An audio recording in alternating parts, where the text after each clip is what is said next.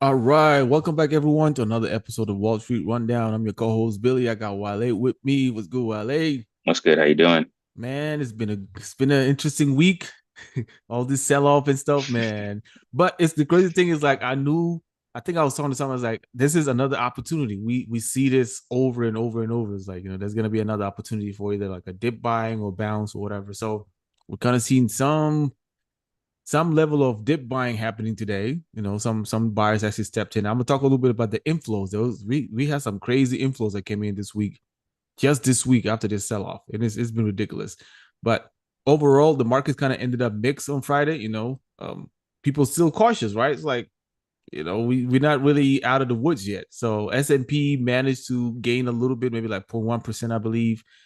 The Dow Jones was up by 0.2%. I mean, we came back from like a big drop. The Nasdaq kind of like fell like 0.2%. I mean, but if you see on the broader views, like it kind of gained a little bit also from this week.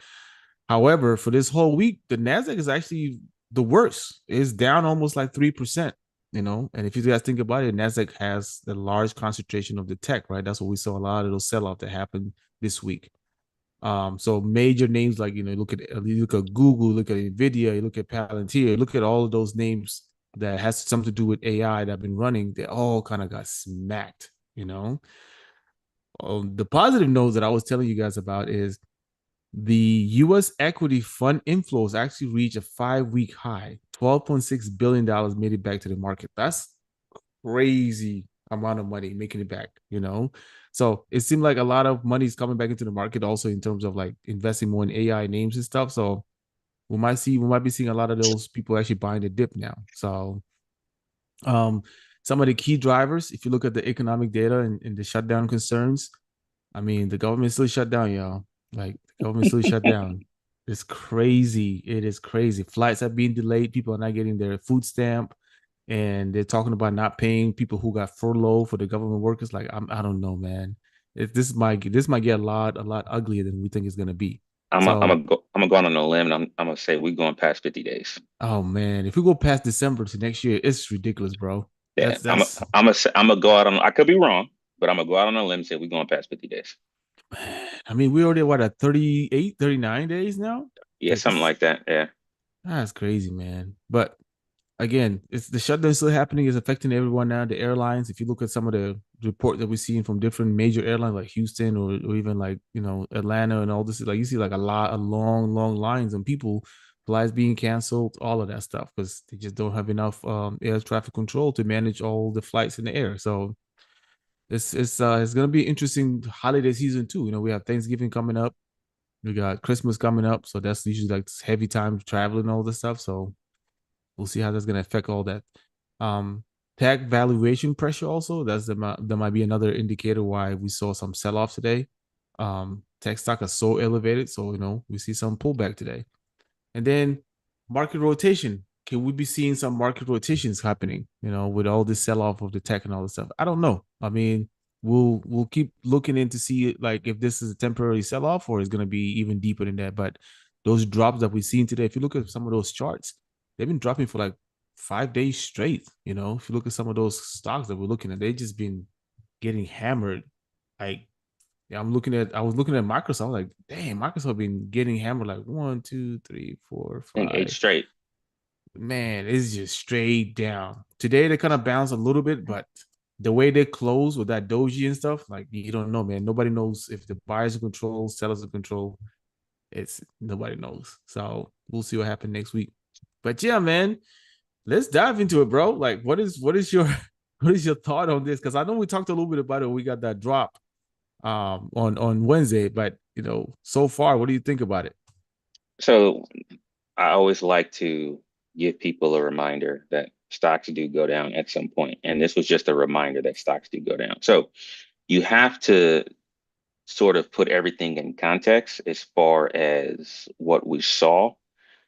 If you go back to QQQ, and if you just look at the speed at which we went from about 599 to 637, it was pretty quick, right? Very. If you just look at the trajectory that the market has been on since, let's just call it since May. I mean, you've got one, two, three, four, five, 6, 7 days since May where you've probably seen like a major drop. Seven, only seven. So you have to understand that when the market is moving at that type of speed, at some point, there will be profit taking, there will be people exiting positions. That's just the natural course of investing.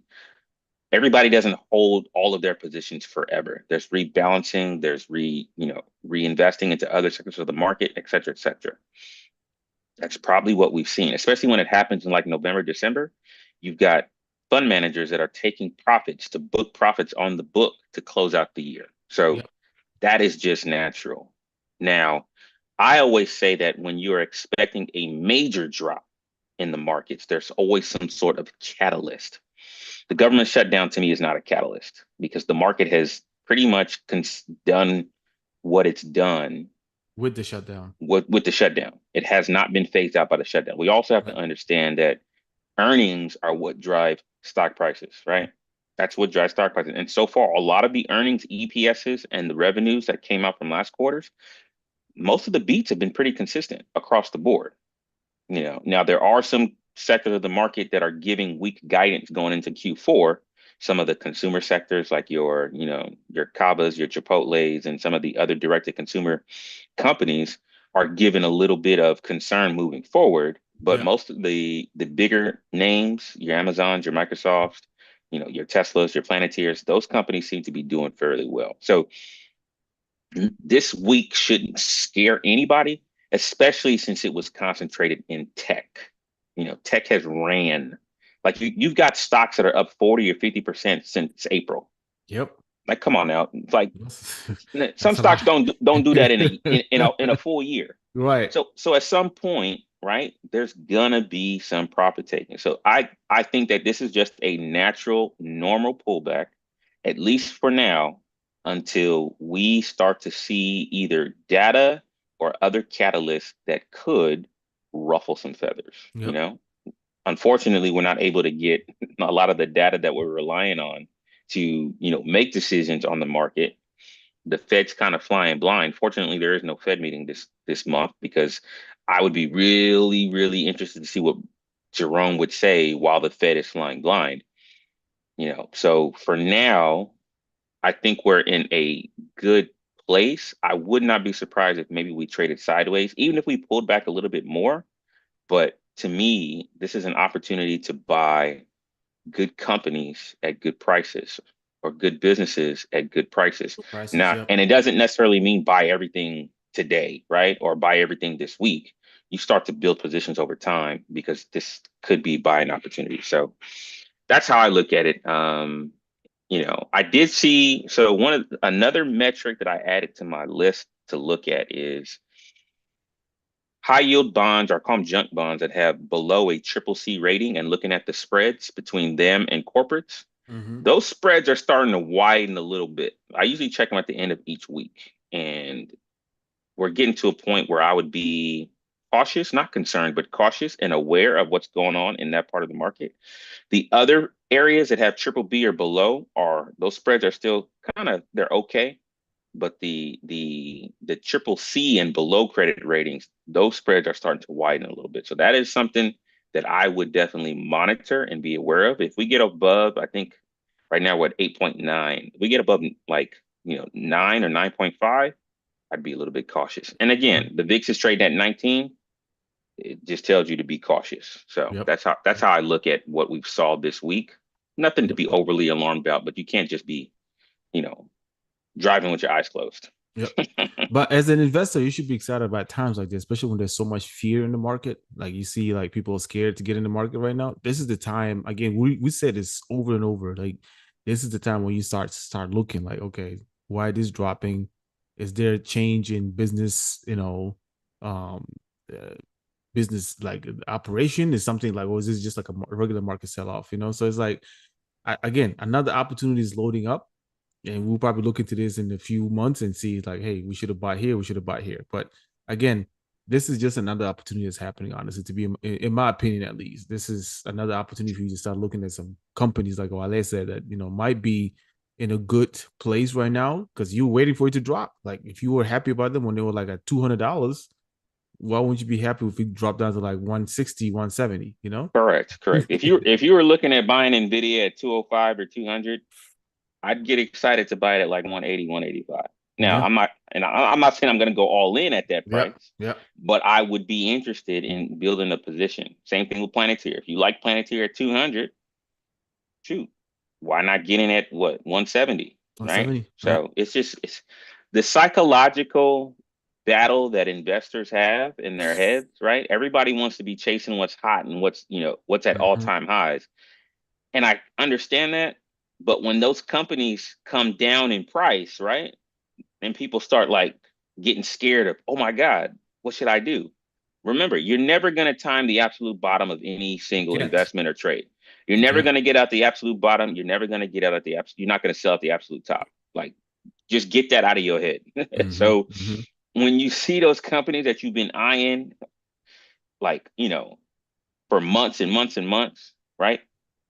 Especially when you see major pullbacks like we saw back in April, that's when you want to start getting aggressive, right? Yep. So just keep that mindset throughout market cycles because again, you're always going to have opportunities to buy these companies at cheaper prices. You just need to make sure that they're good companies that will eventually recover over time. Yep. Yep. Absolutely. And speaking of like all the different companies that we actually talk about, like tech and AI and all this stuff. One thing you mentioned is like we're seeing a lot of money being spent, right?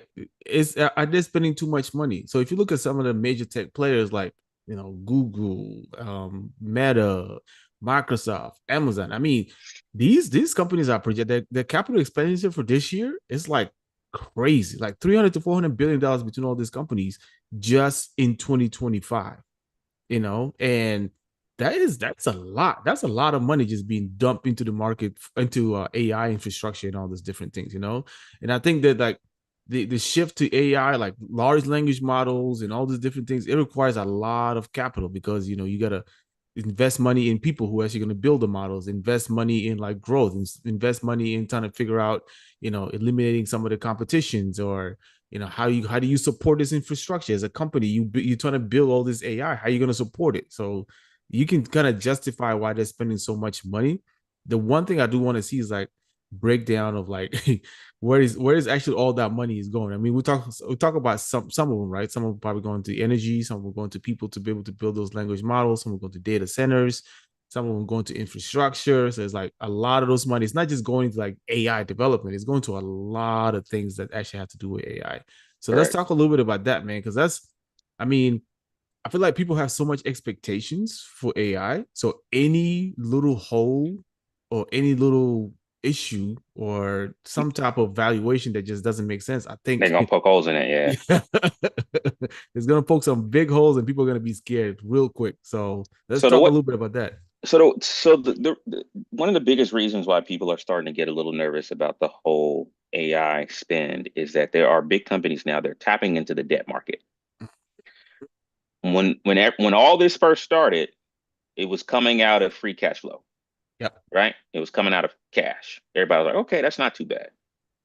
Now we're starting to see. So Oracle was the first one. Oracle went to the debt market and said, we're going to need more money. We're going to raise it through debt. Yep. Then Google tapped the debt market. Yep. Now Meta is tapping the debt market. So now the question is, and this is, and let us just be 100% transparent and 100% open about this, is that large companies use debt to grow. Let's just All be the time. honest. Yep. Now, whether you should or shouldn't, or how much you should take or you shouldn't take, that's a debate for another day. And that can vary from company to company. But if you look at all of these trillion-dollar companies and you go look at their balance sheets, there is debt on the books, plain and simple. So now that people are now tapping, these companies are now tapping the debt market, everybody's getting a little bit concerned. Like, okay, are you overspending? Now, Mark Zuckerberg has been known to have a reputation for overspending. If we're 100% clear and look at his track record, we can look at what happened with the Metaverse project that is, in my Mm-hmm. opinion, almost pretty much scrapped because of all of the money that he sunk into that project to change the name of the company and that whole Metaverse Reality Labs. That whole dream basically turned into nothing. Like there was no return on investment on that. Fortunately for Facebook, they didn't sink enough money into that project to the point where Have a lot of money still. Yep. it made the company go bad. Now I will say this: on a year to date basis, Facebook stock hasn't really gone anywhere.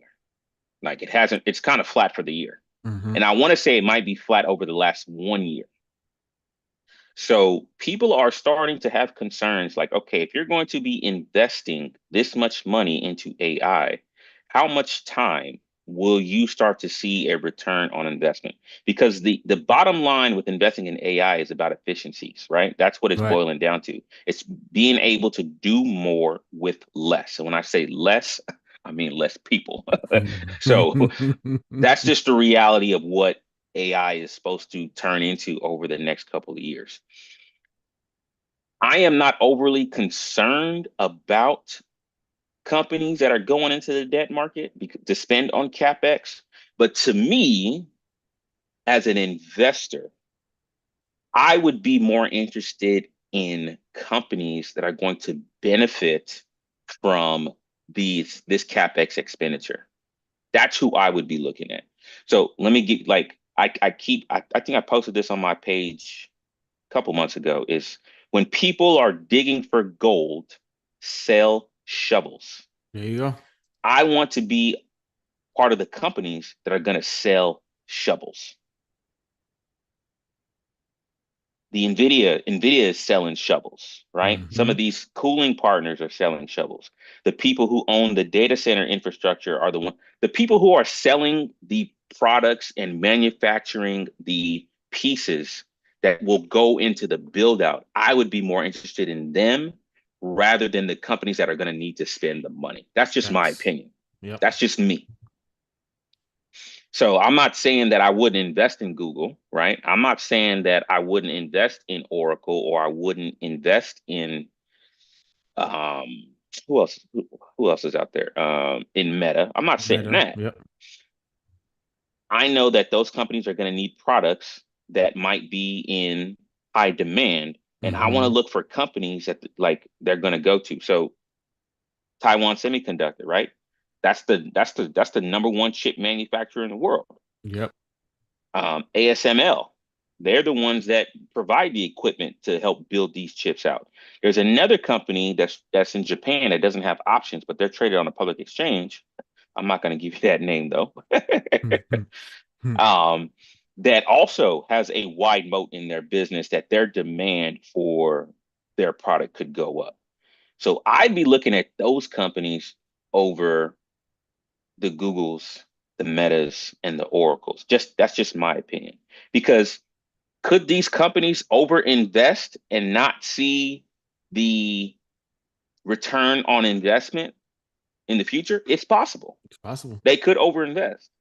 But if I've already built your data center and I've already bought you all the equipment, guess what? Whether you see the results from your investment, I got your money It's already. not my problem anymore. That's not my problem anymore, right? I already got your money. Yeah. So now let's just say they commit a certain dollar amount and maybe they see they scale back for the future, different story. But that's just how I would be playing this AI outlook is that I like the companies that are going to benefit from the capex build out rather than investing in the companies that are doing the capex building and waiting for them to show return on investment. That's just how I would position myself. So I mean, again, we talk about the whole infrastructure thing too. It's like if you start looking at the peripherals of the whole AI world, I mean, you start investing in those other companies that actually going to benefit from, kind of like you say, like who's going to get those money? yeah, Who's going to who's gonna benefit? get the Yeah, money? yeah. Exactly. The debt Meta could get money from from the debt market, but where they investing that money? What other companies are they pouring that money into to be able to make them a better company and stuff? So again, it's just got to figure out which story you want to stick with, the big boys, or you want to go and look for other companies that might benefit more. So um, but regardless, man, I think looking into some of those high debt, I really hope there's a huge return on investment when it comes to those things because, like I said, if there's a small hole in any of the story for AI, I think we're going to see a crazy sell off.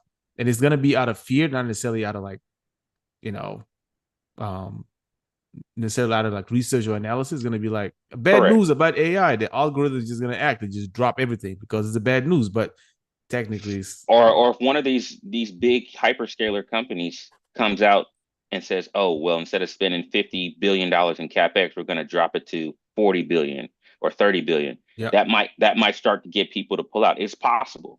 Because yep, the thing that you also have to understand is I was listening to something today, and when the internet first came out, right? Everybody was just kind of like, no one, I can't see that. I can't say that when the first internet came out, no one thought that this is where we would be 25 years later. Let's be honest. People people were like, thinking about an email, just basic web browsing, email, yep, passing information. yep. Then you started getting into like freaking, downloading music. Then you started getting into Facts. transferring money. Then you start getting into shopping, and the Mm-hmm. internet started to evolve Yep, over time and yep, expanded. yep. And again, when I go back to the 1999 year, the year when we had the dot-com bubble, right? It wasn't because the internet wasn't useful or there wasn't a use case for it. Mm-hmm. It was because a lot of these companies were just kind of like, creating fictitious stuff out of Yeah. nowhere. And people were just buying it. Investors were just pouring money into Correct. it. And the Yep. valuations didn't make sense. Now, Mm-hmm. I always say this. Could a lot of these companies overshoot and overspend? It is possible. Possible. Yep. Jensen Wong says it's a $1 trillion opportunity. Maybe it's not a $1 trillion opportunity. That could be an overestimate. It is Mm-hmm. possible. Yep. But what I like to say is that it's still an opportunity. How much of an opportunity we won't know until we know. Yep. Like we won't Yep. know. Yep. Yep. So that's just how I look at it. I think Yep. that the use case for AI is there, and for someone who's had the opportunity to help train large language models on like I worked on a project, there's a lot of potential. It's just a matter of putting the right brains and the right people together in Yep. the right rooms to create something that a lot of people can use. Absolutely. So, Absolutely. the use case, don't get me wrong, the use case will be there. It's Yep. just a Yep. matter of how much money will these companies eventually invest in over time. And then one thing that happens over time too is, okay, let's just say they overspend, right? And then there's a pullback. At the end of the day, I'll tell you what, they're not going to stop spending. Mm-mm. They're They not going to probably stop start spending spending. even more. Shoot. They're not going to stop spending. Mm-hmm. So if they overestimate, right, then they have to readjust. The spending will continue, but it might be at a slower clip, Yep. maybe, possibly, Yep. but the spending is not going to stop. So, Yep. I always take, when there's new technology and there's new innovation with a grain of salt. I mean, I look at the path that Tesla took. Tesla didn't have a straight line to greatness, right? Mm-mm. As being the most dominant EV maker in the world, or Right. I think the BYD might be the one in the world now, but Tesla didn't take a straight line forward. This whole AI build out is not going to be a straight line to the It's top. not. It's not. No, It's it's not. not. So as an investor, you just want to be a part of it and be in it as the ride is happening. Mm-hmm. Now, if something fundamentally goes wrong, where projects get completely canceled and things don't happen, then that's when you see you have a problem. But Yep. don't get caught up in the overestimations or the underestimations and things like that. Don't get caught up in that. Just Yep. be in get your seat on the roller coaster. Basically is what I'm saying. Yep. Yep. And you're gonna hear a lot of those too. Like a lot of people talking about, oh, is it like once once my non-investor friends start talking about something, I was like, okay, now we have reached the public. You know what I mean? My non-investor friends are now talking about how AI is a bubble and is gonna blow up and all that. I'm like, wait. Have you guys actually looked into like what's the actual use case for AI right now? And I'm kind of glad you brought the whole internet thing. Like, if you look at the internet, it's very like the actual use case for it. It was very minimal. People was like they wanted to use for productivity. It was mostly for like commercialization. Like, not it was mostly for businesses to be able to get communication go through and all this stuff. Oh, we're gonna have email now. We're gonna be more productive and all this stuff. They did not imagine all the use cases that we have right now, right? I We mean, see, look at the iPhone. yeah, yeah. iPhone changed the whole trajectory of phones, like the whole trajectory of phones, and iPhone wouldn't be possible without the internet. Let's be honest about it. It would not be possible without because what are you going to browse on? Yeah, like There's no look at point to invent there's no point to invent the iPhone if there's the internet. yeah, because if you look at when the iPhone first came out, right? It was all about, the touch screen and the apps and all that stuff. Now it's kind of like, I mean, your life is on your phone. Second nature. Yeah, it's like, Like your yeah, life is now on your phone. yep. Like you can pay with stuff on your phone. You can talk to your relatives in other Run a whole countries on your business on your phone. phone. You can run a whole business on your phone. So it's Yep. kind of, I still think that we are in the early stages of what this built out will do. Yep. Yep. But like I said, I'm not smart enough to sit there and say this is what it's going to cost to build it out. I'm gonna let all the investment bankers and the financial Yep. experts and the Yep. guys that are spending the money figure that out. I just want to be in for the ride. Yep. Yep. That's it. Yeah, but what I was saying is like it's like when you start hearing people who like not really invested in the market start talking about negatively about something is because they're heard in the news and all this stuff. For me, that's a whole distraction. Like Correct. trying to Correct. distract you from investing or trying to make sure that even if you invest, maybe it's time for you to sell so they can buy. Like it's all a tactic. You know what I mean? Yeah. So for me, it's like it's a better time now to actually start taking those seriously. Correct. And I'll say this. I think it's good to listen to what the headlines are, but always take the headlines with a grain of salt because Yeah, they don't yeah. have the time to give you the full entire picture. Story. Yep. They don't. They want to sell you what is going to give what is an attention grabber. Their job is to Yep. get you on eyeballs. Yep. And I will go back to what happened in the beginning of the year and in April.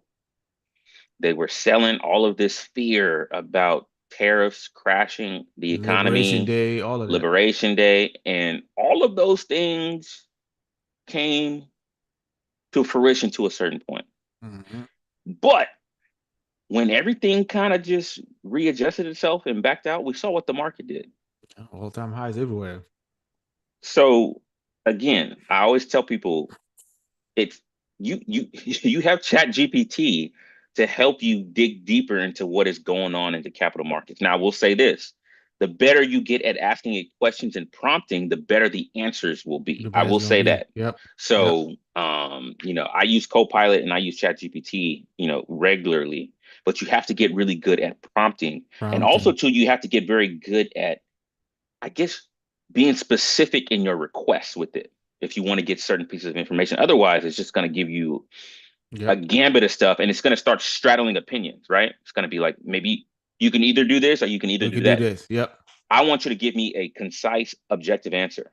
And if Yep. you tell it to do that, in most cases, you'll get one. So now, Yep. unless you're just asking for information, that's a different story. You probably Mm-hmm. want to get as much information as you can. So It's a really they're a really really great tool, but you have to learn how to work with them. Just yeah, the same way you learn how to work with internet, you gotta learn how to work with AI. Just correct. period. Like there's nothing else to it. Like just go learn yourself how to do it. You can even Yeah, ask it, what's the best prompt I can give you to give me specific. It will tell you what prompts you need to use to be able to work with it. Like it's there for you. yeah, So yeah. don't be afraid of AI, guys. Don't be afraid of ChatGPT because it's here. It's here and it's gonna stay. Yes, it's not going anywhere. Nope. Speaking of Tesla, man, did you see that the board approved Elon Musk? I was shocked, bro. I thought for sure they're gonna be like, what are you trying to the first trillionaire of the world? Like, So if he hits all the metrics, yeah, and to me, this is this is one thing that you have to understand about Tesla stock. Tesla stock is people are not investing in the company; they're investing in Elon Musk. mm-hmm. And I don't know if his threat to possibly leave made them scared. I'm Possibly. pretty sure it is. Because to me, if you remove Elon from the equation, I do not know how that company will be run or how it grows. It'll be like Apple. It will be like Apple. So I'm how should I put it? I guess I'm not shocked that it got approved, Mm. but the thing with Elon is as that piece of the pie grows, he has more control and more voting power in the company. Yep. And for a guy that can be unhinged at times, that could bite you in the butt down the road. Yeah. So I don't know how to, I mean, if he hits all the metrics, I say pay the man. Yep. I just don't know if I want to pay him in stock. I'd probably just pay him in Just cash. paying cash. But I I mean, don't you. know. People are Yeah. betting on Elon Musk, man. And the last Yeah. time they gave him a big, huge package like that, he hit all the metrics. Yep. I think if you go from 2018 to 2025, Tesla stock is up over 2,000%. Yep. Yep. So as an investor, you kind of look at that. You got skin in the game, right? You like Yeah. you Yeah. want the company to do well. Mm-hmm. Mm-hmm. So I don't know, man, but $1 trillion is wild. It's wild, bro. It's you're gonna be worth almost a whole company, more than a whole company, few Yeah, companies. you worth more than the GDP of some countries. Bro, you can go and buy a whole country if you want to. That's nuts, It's nuts, but yeah, we'll man. see we'll see if he hits those metrics, man. But Yep, it's gonna be a tall task. it's gonna be a tall It's task. gonna be a tall task. Yeah.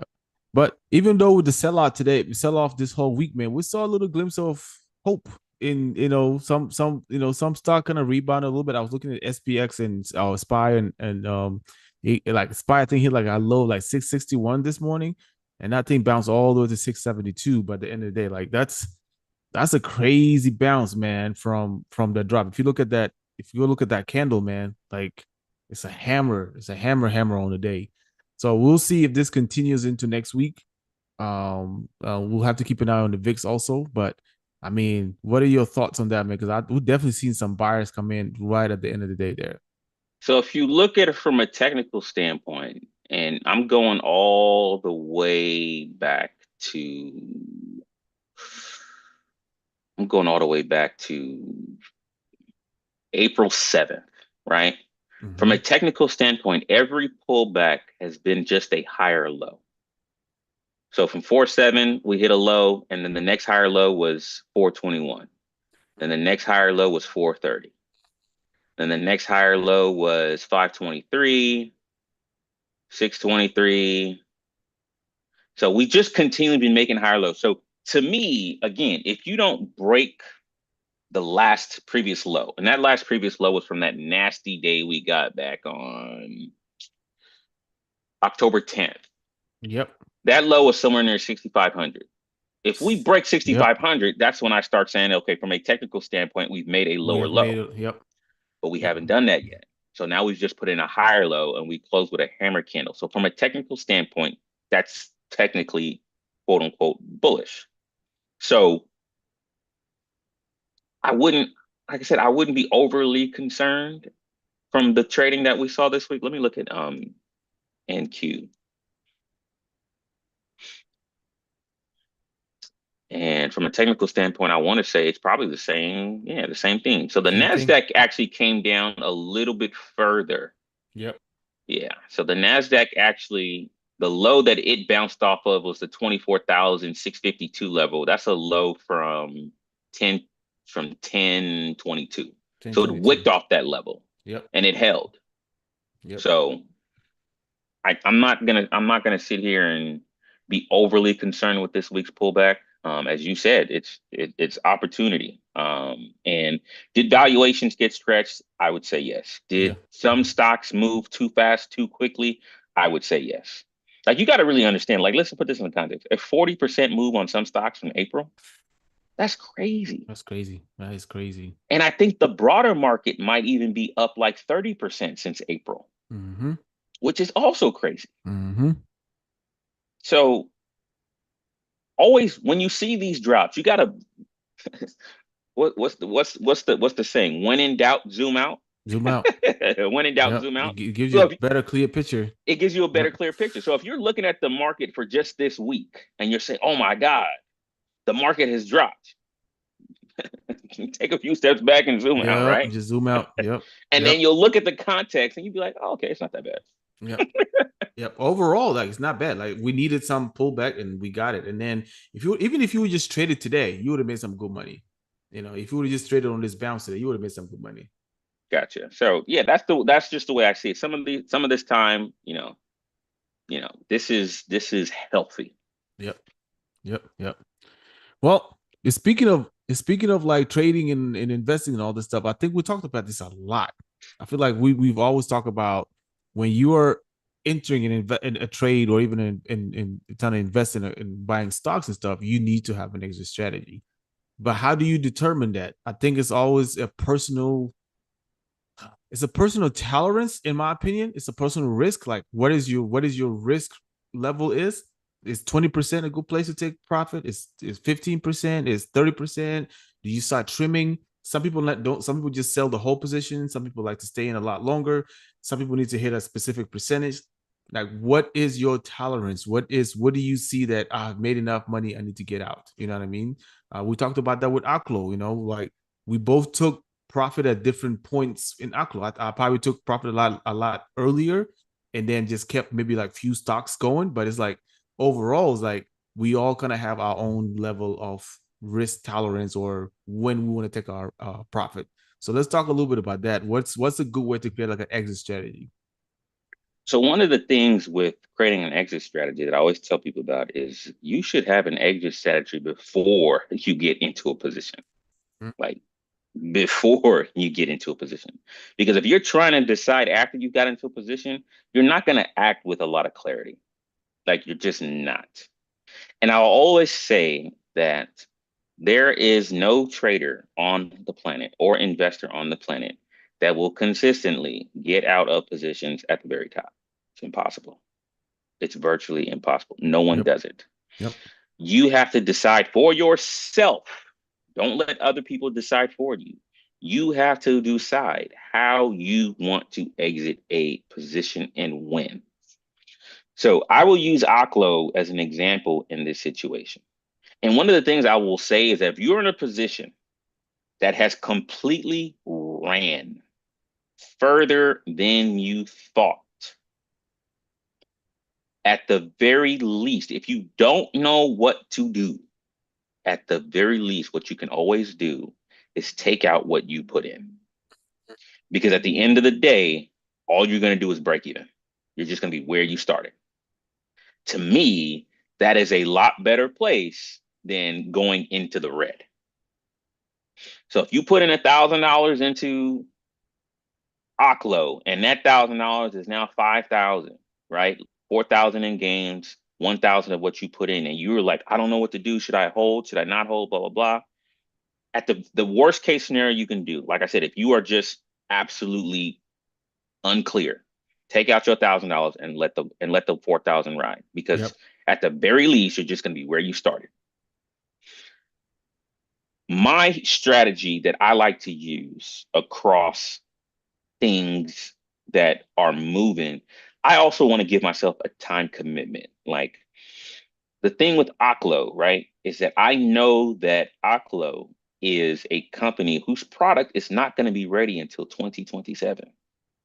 So in my mind, I'm telling myself that, okay, the time commitment for this product or for this investment is going to be at the very least over the next 2 or 3 years. Mm-hmm. So for me, I'm not going to be super uberly aggressive with Oklo because I wasn't. I just, there were five, it was $5 a share at the moment when I got in. So I was just like, you know what?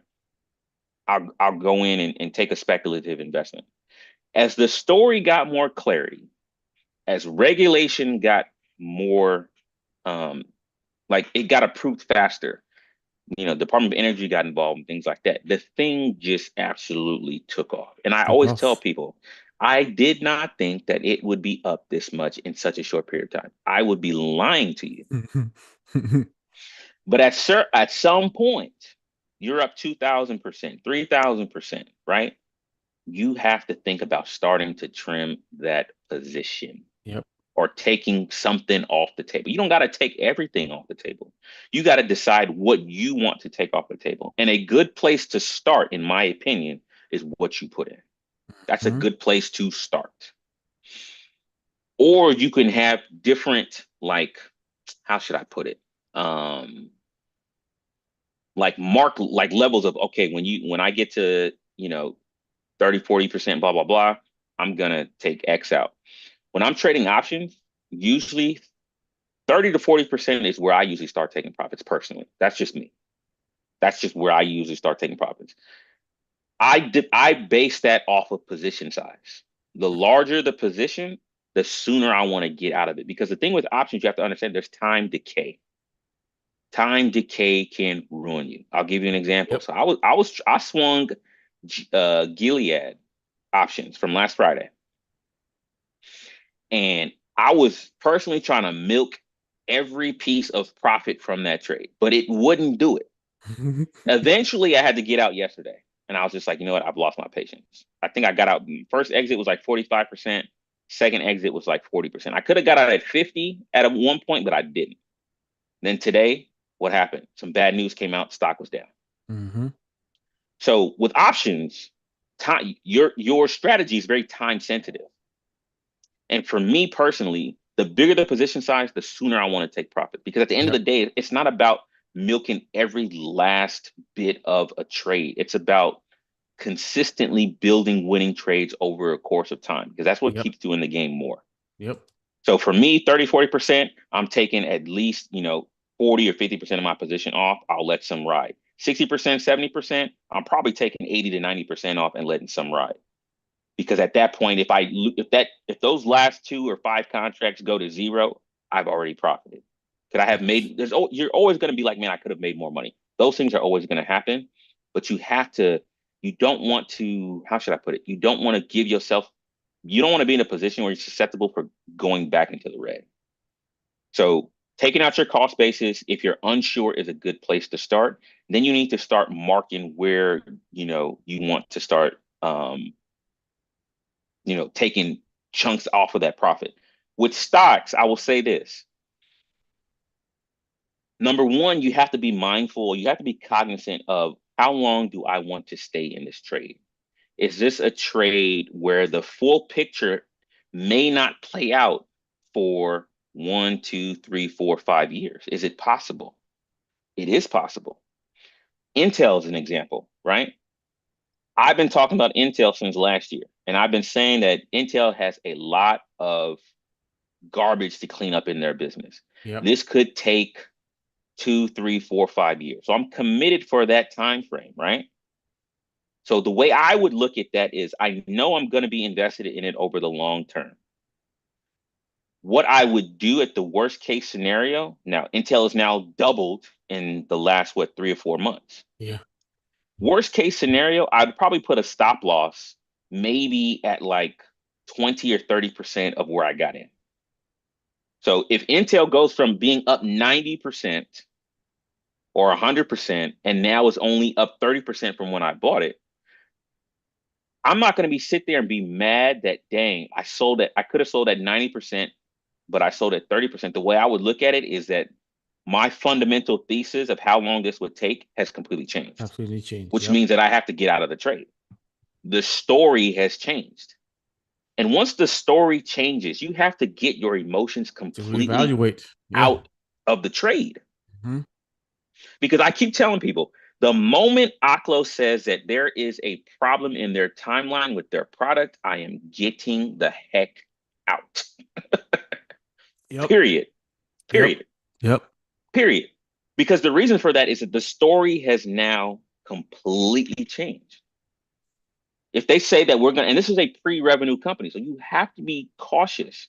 If they come out and say our product is not going to be ready by 2027 as we projected, I am getting out of the trade. Period. There's no negotiation for me. And I made Mhm. that decision before I got into the trade. And that's why you got to listen to these earnings calls and you have to be cognizant of what is going on with the business if you're going to buy individual stocks. Now, some people might be like, you know what? I'm going to stay with the trade. And there's nothing wrong with that, but you just have to be cognizant of what risk you're exposing yourself to. Yep. Now, at the end of the day, I could tell myself that even if the story changes, I could say, you know what? I'll get out if it gets back to my original investment, which was $5 or 611, I think it was. That's a long way down. That's a long way down. That's a long way down. So to me, it's like, okay, why not get out when you up like 50% Yeah. or 60%? Now that's a long way down from being up 3,000%. I'll tell you that. But at the end of the day, you didn't get out of the loss. So those are the things that you have to factor in is how long this is when this is what I'm speaking about investing now. How long do I want to be committed to the trade? What is the thesis behind the trade and why I'm in the trade? And does if the story completely changes, do I get out? Those are the things that you have to talk to yourself about when you're trading stocks. You have to have a prudent exit strategy where there is no emotion. And if you don't, just buy mutual funds and let somebody else do it for you and pay them to do it. I have mutual funds as well, right? So I have a piece of my portfolio of my assets where I don't make any of the decisions. I'm just in it. I just Yeah. I don't make those decisions. So you have, as an investor, you really have to really like, how should I put it? You have to know yourself, right? If you're an emotional person, maybe buying stocks may not be good for you if you let your emotions get the best of you, Mm-hmm. Mm-hmm. Mm-hmm. right? Like, don't sit there. Like, I'm not going to sit there and get so emotionally attached to Aklo when the story changes. I'm bailing. You're out. And Yep. another thing you also have to understand is maybe, possibly, you can get another reentry. You don't have to completely abandon it. Maybe you come back. Yep. Yep. And another thing that I've also talked about is, let's just say you put in 5 grand into Aklo and you're like, I don't want to get out of the trade completely. Maybe you sell out and you reinvest into maybe options or leaps that cost a little bit less. Yep. Because remember, an options contract is the same as, how should I put it? You have the same control as owning 100 100. shares. 100 shares. Yep. And in some options contracts, 100 shares of the options contract is less than 100 shares of the actual stock. So because Aklo's trading at what, 120 something now, if I'm not mistaken. Yep. So Aklo's trading at 112. I was off by about $9, 112. So 100 shares of that is a pretty penny. That's about 11 grand. So maybe I just say, okay, I say, okay, let me just find some contracts, some long-term contracts where instead of being at 11 grand in risk exposure, maybe I drop that down to like 3 grand or 4 grand. But I'm still in the trade. I'm participating in the upside. Now understand that there is decay, right? So decay is a issue, but if you give yourself enough time and you believe in the thesis, you've got a chance to You got a participate in the chance. upside with less money at risk. So we're Yep. talking about risk now, right? So if you want to hold 100 shares of Aklo today, you will hold it. It will cost you 11,000 and some change to hold that. If you don't want to risk 11,000, find some contracts and maybe cost like 2 grand or three Yep. grand, Yep. and go from there. But you got to give it time. You got to give it time. Got to give it time. Absolutely. So that's how I would look at it. Those are ways where you can still be in a trade but have less money at risk. Yep. Yep. Yeah. Yeah. And you, like you said, you got to have a plan, man. You can't just be, you can't just be jumping to stuff and not knowing when you're going to exit. Cause that's when people was like, you hit 300%. It's like, oh, maybe I can squeeze more. 400%. Maybe I can squeeze more because you have no exit strategy. You don't know when you're going to go out. You just all of a sudden making all this money, or the opposite can be true. You down 20%, 30%, 40%, 50%. Now you're down 70%. You thinking like, oh man, I should have just taken it when I was down 20%. You know what I mean? It's like the same way you have ways to take profit, the same way you have ways you, close a Yeah. losing position. And So for me, people are like, well, why didn't you sell Aquila when you were up like 500% or 600%? It was like, well, when I first looked at this trade, I knew that the time for it to play out was it's going to gonna take take a time. lot of time. Yep. So I was willing to ride it out. I was willing to ride it out because Mm-hmm. again, I did not I went in with the mentality that this is going to be a bumpy ride, because when I first bought it, it went from like 5 to 8 very quickly, and Mm-hmm. it came down from 8 to 5. And I was like, oh, this is what this is about to be about. And I was like, Yep. so at that point, it's like, okay, if you know it's going to be a bumpy ride, don't put a lot of money into something that's going to not allow you to sleep at night. Yep. Yep. Like that's not, you have to be, like I said, you got to know yourself. Yep. Yep. So I look back in hindsight and I'm like, dang, I could have put up way more money. But I look at the ride and I'm like, I don't know if I would have put up more money in Aklo, I probably would have got out sooner. You would have sold sooner. Yeah, I would because have probably would have you have sold more sooner. you have more skin in the game at I'd had that more point. skin in the game. And at that point, I'd be an idiot to be up like 500 or 600% and not take something off the table. Yep. Yep. Yep. But I Yep. put enough in there where I told myself, like, you know what? I'm gonna just let this stuff ride. I'm not gonna miss this. Mm-hmm. Just let it happen. Mm-hmm. And fortunately, it turned out pretty good. But again, I will be honest with you, I did not expect these types of results in 2025. Such a short time. Yeah. Plain and Yeah. simple. It was Yeah. crazy move. It was crazy move. But yeah, man, that's a good that I mean, we're gonna keep talking about that because I feel like this is not the first time we talked about like having a plan when you get into Correct. invest, when you investing, when you're trading, you gotta have a plan, man. Otherwise, you're gonna be somebody else's liquidity. Somebody's gonna grab that money from Correct. you every single time. So Yeah, because uh when we have these types of drops, people will yeah. start asking themselves, should I get out? Should I get out? Should I get out? And my first question to people is always, what was your plan? What was your plan? What was your plan? Yeah. And most of the time, what I'll hear is, I didn't have one. Mm-hmm.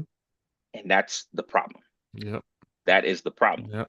If you Yep. had a plan going in, then you know exactly what you're going to do when we have weeks like this. Yep.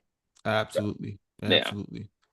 All right, man. Well, let's move on to that delinquency that we were talking about, man. We're seeing some holes now in the commercial real estate. I think we talked about this before, but we're seeing even more and more holes now. It looks like that delinquency rate is going even higher, which makes sense, right? It's like if you look at back in COVID, people moved to remote, right? A lot of companies never went back. Some companies are trying to go back into office and stuff, but a lot of the majority of companies, like, no, you can just say working remote. So those commercial real estate offices in particular are getting hit a lot because companies are not coming back.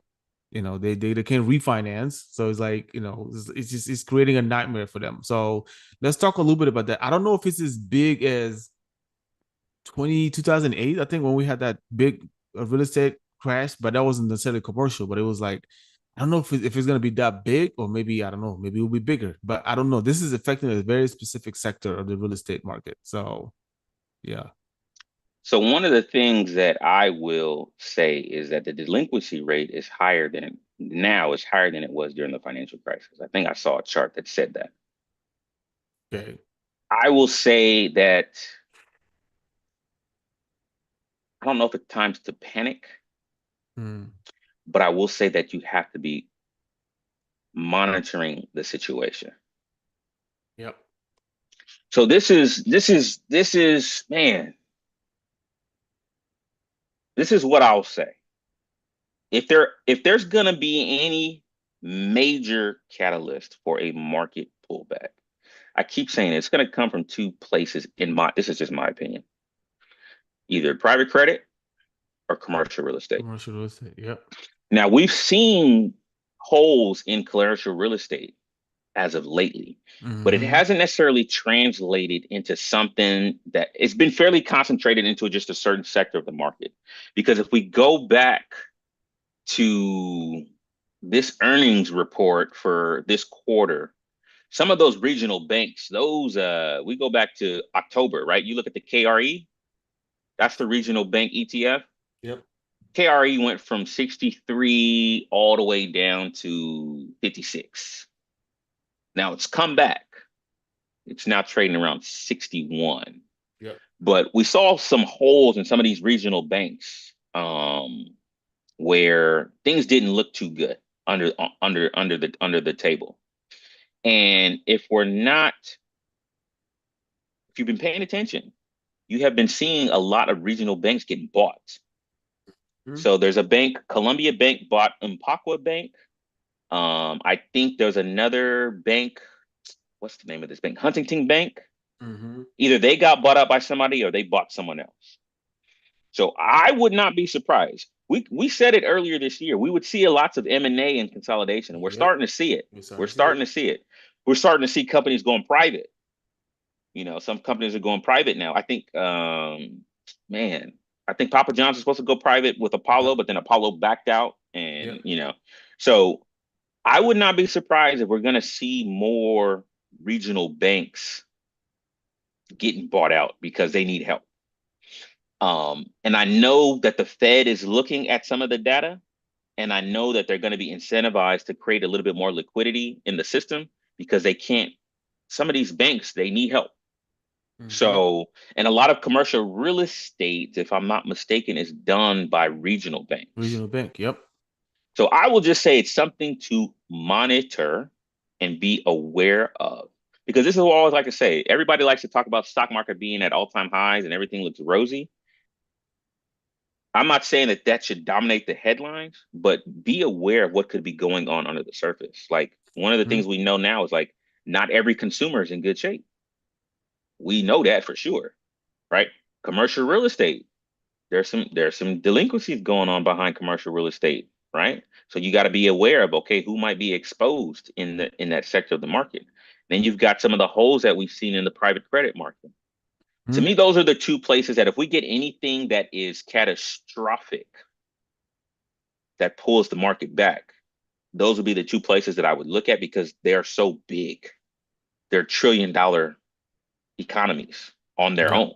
Yep. Like the, Yep. the private credit market has gone crazy, crazy.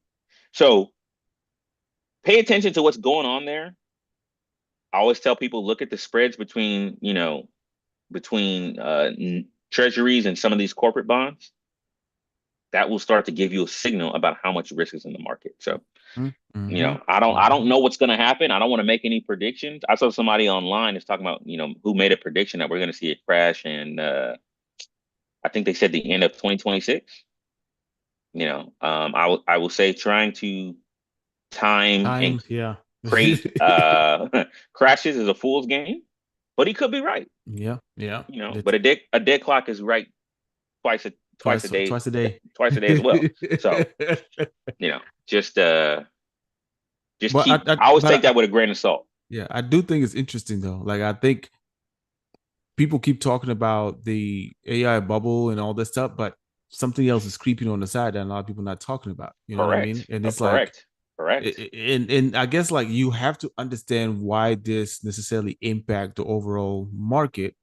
Because the AI thing is pretty because it's like everybody's talking about it. But if you start thinking about commercial real estate, and then you start adding, I mean, talk about hotels, talk about the retail world, talk about all these different um, commercial real estate type of deals. Like if that's start hitting the books and those companies are start going under, it's gonna affect the market like crazy. You know what I Correct. mean? So. So the thing that you also say this is that most financial institutions usually create buffers for losses. Mm-hmm. Like as long as those losses stay within a certain amount of that buffer, chances are it may not be a catastrophic issue.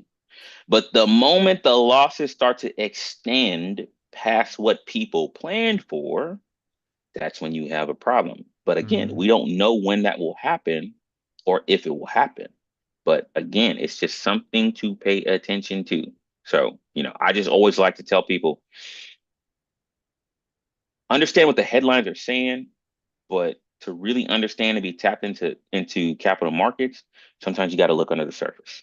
And it Mm-hmm. doesn't mean that you got to make a decision right away. But you have to be aware. So just building some how should I put it? Just giving y'all information so that, if we do see a crash or we do see something go bad, I would say chances are it could be one of these two issues. Yep. So, Yep. Yep. Well, we'll see, man. Maybe they'll have a domino effect on pushing everything down again. But again, like it has to be like we have to see multiple of those happening correct, back to back to back. That is correct, like it becomes unsustainable for us to see like correct. a pullback, right? Yeah, Right now, it's probably still manageable, even though it's a little high. I mean, like you said, they might have set some money on the side to be able to deal with these things. And you never know. I think the government actually learned from the 2008 crash that They we had, did. and I think they're gonna set some stuff in place, maybe Yeah, to kind of like, they put boundaries so that something like that wouldn't happen again. Now right, there are some companies who don't learn, like Silicon Valley Bank and they First went under. Republic, who still Yep, went under. yep, So it's not like they, don't look at, okay, because the Fed put these constraints that it's going to prevent these things from happening. That doesn't necessarily mean that, there right, are other, businesses make mistakes. So yep. just again, just giving you guys information to say I've looked past the headlines. Just know that this is what is also something that you have to be aware of in this market. So Yep. Yep. Well, looking into next week, man, economic calendar, we don't have anything scheduled for Monday. Tuesday, I think Veterans Day is Tuesday, right? Yeah. Veterans Day is okay. Tuesday, but bond market is closed, but I think the stock market is open as regular. But I don't see any major. Well, Thursday we're supposed to get CPI. We don't know. Yeah, we Consumer don't know. Price Index. We don't know if we're gonna get. We don't We know if we're don't gonna get know. it. So we shall see. But Thursday, November 13th, is supposed to come up at 8:30 a.m. So we'll see if we even get that. Because yeah, and then core PPI is supposed to be November 14th also. But again, with the government being shut down, I don't know if we're going to get it. Maybe we'll get it, but I don't know if I'll trust those numbers just yet. But it is what it is. Actually, surprisingly, November 19th, we're getting the Fed minutes at 2 p.m. So that'll be interesting to see what they say on that. What they But say. Okay. mhm. But other than that, man, you have any last minute advice, last minute thing you know to wrap up though? Nah, I think I've said enough today. Yeah. Man, we would definitely kind of like I really hope people are listening to like when we say like when we see those opportunities in the market crash or the market not necessarily crash, but the market like have this steep couple of days of just dropping down 1%, 2%, 3%. Man, take advantage of those. Take advantage of those, man. Especially if you have a long-term portfolios. Those are Yeah. the time where you like want to add some more into it. Yeah. So I hope you guys are listening to that. But this week, man, we'll definitely watch the investors kind of grind it out a little bit.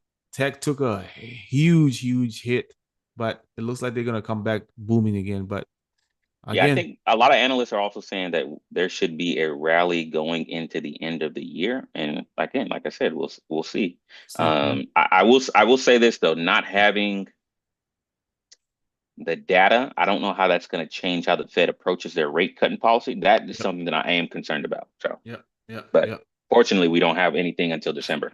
yeah, yeah. But overall, man, thank you all for tuning in. I hope you guys have a great weekend. We're gonna wrap up the Wall Street rundown for today. But my name is Billy Clement. I got Wale with me. So make sure you guys follow us, share, and leave ratings, and let us know if you guys have any questions, any concerns, or anything like you guys want to be able to you want us to be able to answer, be able to kind of like do some deep dive analysis into it. But until next time, y'all have a good weekend. We'll see you guys on Wednesday.